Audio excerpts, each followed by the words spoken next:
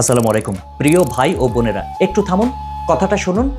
বাংলাদেশে নবী করিম সাল্লাল্লাহু আলাইহি ওয়াসাল্লামের 4 জন সাহাবী এসেছিলেন। জি হ্যাঁ, ইতিহাস ঘেটে এমনটাই পাওয়া গেছে।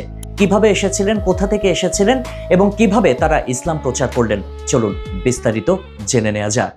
বাংলাদেশের আকাশে ইসলামের নূরের ঝিলিক কবে প্রথম দেখা দিয়েছিল?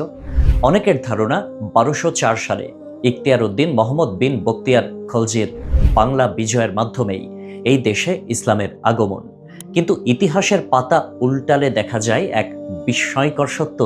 বিশ্বনবী হযরত মুহাম্মদ সাল্লাল্লাহু আলাইহি ওয়াসাল্লাম যখন মদিনায় জীবিত, ঠিক তখনই সাহাবায়ে কেরামের পবিত্র কদম পড়েছিল এই বাংলার মাটিতে। আজ থেকে প্রায় 1400 বছর আগে এই অঞ্চলে বেজে উঠেছিল তাওহীদের ধ্বনি। তাওহীদেরই মুর্শিদ আমার, মুহাম্মাদের নাম মুর্শিদ, মুহাম্মাদের নাম। নবী করিম সাল্লাল্লাহু আলাইহি ওয়াসাল্লামের চাচাতো মামা হযরত আবু ওয়াক্কাস মালিক বিন ওহাইব রহমতুল্লাহ আলাইহি সহ আরো 3 জন সাহাবী এই অঞ্চলে ইসলাম প্রচারের জন্য এসেছিলেন। তারা মূলত চট্টগ্রাম, কক্সবাজার এবং মিয়ানমারের আরাকান এলাকা দিয়ে বাংলায় প্রবেশ করেন। এই মহান সাহাবায়েরা কেবল এদেশে সীমাবদ্ধ থাকেননি, বরং এখান থেকে সমুদ্রপথে চীনের ক্যান্টন পর্যন্ত ইসলামের দাওয়াত পৌঁছে দিয়েছিলেন। চীনের ক্যান্টন সমুদ্র তীরে আজও সাহাবী হযরত আবু ওয়াক্কাস রাদিয়াল্লাহু তাআলা আনহুর নির্মিত একটি মসজিদ ও তার কবর এই ইতিহাসের সাক্ষ্য দিচ্ছে। সম্প্রতি লালমনিরহাটের সদর উপজেলার পঞ্চগ্রাম ইউনিয়নের মাজদের আরা গ্রামে 69 হিজরিতে নির্মিত একটি প্রাচীন মসজিদের ধ্বংসাবশেষ পাওয়া গেছে।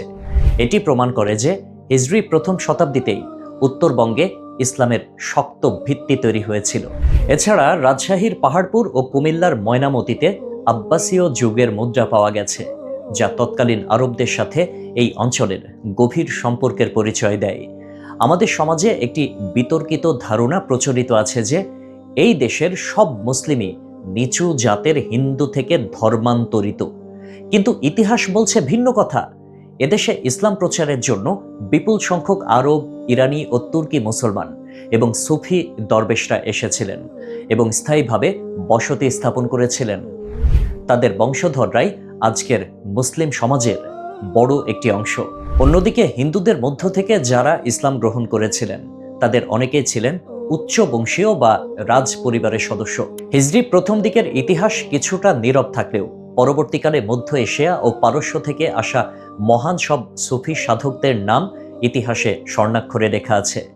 শাহ মোহাম্মদ সুলতান বলখি, শাহ মোহাম্মদ সুলতান রুমি, বাবা আদম শহীদ এবং জগৎখ্যাত হযরত শাহজালাল রহমতুল্লাহ আলাইহির মতো মুবাল্লিগদের কথা আমাদের সবার জানা। 1303 সালে হযরত শাহজালাল রহমতুল্লাহ আলাইহি 360 জন সঙ্গী সহ সিলেটে এসে অত্যাচারী রাজা গৌড় গোবিন্দকে পরাজিত করেন। তাদের অমায়িক ব্যবহার ও চারিত্রিক মাধুর্যে মুগ্ধ হয়ে তৎকালীন বর্ণ বৈষম্যে জর্জরিত হাজারো হিন্দু ও বৌদ্ধ ধর্মাবলম্বী ইসলামের শীতল ছায়াতলে আশ্রয় নেয়। আরেকটি চমৎকার তথ্য হলো, ভারত থেকে বাবা রতন আল হিন্দ মদিনায় গিয়ে সরাসরি রাসূল সাল্লাল্লাহু আলাইহি ওয়াসাল্লামের কাছে ইসলাম গ্রহণ করে সাহাবী হওয়ার গৌরব অর্জন করেছিলেন। এমনকি মালাবায়ের রাজা চেরো স্বয়ং নবীজির কাছে গিয়ে মুসলিম হয়েছিলেন বলে জানা গেছে। বাংলাদেশের পরতে পরতে ছড়িয়ে আছে ইসলামের এই গৌরবোজ্জ্বল ইতিহাস। সাহাবায়ে কেরাম ও আউলিয়াদের যে ত্যাগ আর সাধনায় আজকের এই মুসলিম সংখ্যাগরিষ্ঠ বাংলাদেশ গড়ে উঠেছে, তা আমাদের পরম গর্বের। আরব বণিকদের সততা আর সুফিদের উদারতা না থাকলে হয়তো এই শ্যামল বাংলায় আজ তাওহীদের ধ্বনি শোনা যেত না। আমাদের শেকড় যে সুদূর মদিনার পবিত্র স্পর্শে সিক্ত, তা আজ ঐতিহাসিকভাবেই প্রমাণিত। আল্লাহ হাফেজ।